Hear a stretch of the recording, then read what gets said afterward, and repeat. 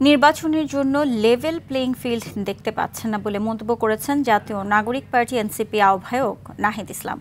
আগামী জাতীয় সংসদ নির্বাচন ঘিরে আগের মতোই টাকা ও পেশা শক্তির আধিপত্যের দিকে যাচ্ছে বলে অভিযোগ করেন নাহিদ। সকালে রাজধানীর আবু সাইদ কনভেনশন হলে এনসিপির কেন্দ্রীয় নির্বাচন পরিচালনা কমিটির সংবাদ সম্মেলনে তিনি এ মন্তব্য করেন। এ সময় নাহিদ উল্লেখ করেন, একটি সাজানো ও সমঝোতার নির্বাচন করার প্রচেষ্টা চলছে। এনসিপির 2 দিন ব্যাপী এ মত বিনিময় সভায় 1484 জনের সাক্ষাৎকার শেষে প্রার্থীদের চূড়ান্ত তালিকা প্রকাশ করা হবে।